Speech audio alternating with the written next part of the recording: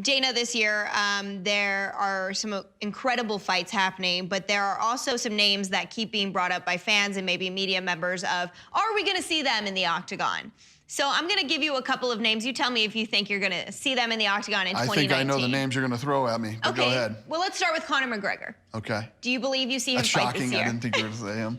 Yes, I think you will see Conor in the future. You know, Conor has, if you look at Conor from the day he set foot in this company, man, he's been an incredible businessman. What he's been able to accomplish. If he could stay out of trouble, that would be incredible. But, you know, what this guy has accomplished in his fighting career and outside of the sport is remarkable, man. And as his wealth continues to grow, you know, I continue to question how much more he's going to want to fight. But one of the beautiful things about Conor, and I know everybody thinks I'm all over Conor and I pump Conor. You know why I do? Because he deserves it. This is a guy who came in and fought everybody, was willing to fight anybody when opponents would drop out, and fans know when somebody is a real fighter. And everything is a little shaken up right now in the division with him and Khabib getting into trouble, going through this stuff with the commission. And what's next? Who's out there to fight? Who's right for him? Who's the next fight? I think once this shakes out with Holloway and Poirier and Khabib is back, we can really start to we can figure out where Conor McGregor fits into this puzzle. Okay, so let's move on to a former opponent of Conor's, Nate Diaz. Yeah, listen, so people understand, right? If you're under contract with me, I owe you 3 fights a year, okay? If I don't get you 3 fights a year, let's say I only get you 1, I have to pay you for the other 2. If I get you 2, I got to pay you for the other 1. I've never paid the Diaz brothers anything because we offer them fights and they don't accept them. If you do not accept, you can look at any fighter's contract, it's all the same. If you do not accept a fight, you can't hold me responsible for paying you, so we extend your contract. And that's what's happened. Listen, I'm ready for the Diaz brothers to fight whenever they are. So when they're ready, they know all they have to do, pick up the phone and call, and we'll get you a fight. Okay, and one more name, Brock Lesnar. Brock Lesnar is, you know, he's doing his thing right now with the WWE. One of the things about Brock Lesnar is when that guy's ready to fight, he's not shy. He'll call me, he'll let me know. And to be honest with you, I'm hoping I'm going to hear from that guy this summer. Do you think that fight with Daniel Cormier comes to fruition? I do. I think both guys really want it. I know Cormier wants it bad, and I know Brock wants it bad. So when 2 guys want to fight each other as bad as these 2 do, I think it's going to happen. Daniel Cormier had been saying for a long time he wanted to retire by the time he was 40 years old, which is rapidly approaching. And it seems like he's the only fighter you've tried to maybe talk out of retiring. True. And I'm sure there are times where you've wanted guys to hang up the gloves before they have. What do you expect for Daniel's next couple of fights? How long do you expect him to stay around the sport?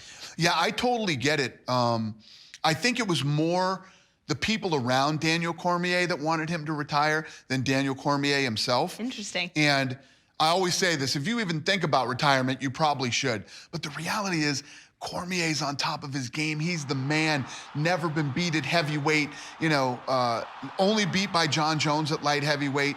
And I think that his people around him are looking at how much money this guy's making outside of the octagon, saying, you don't need to do this anymore. You know, he's done very, very well for himself and his family. And I love this guy, man. I love Cormier.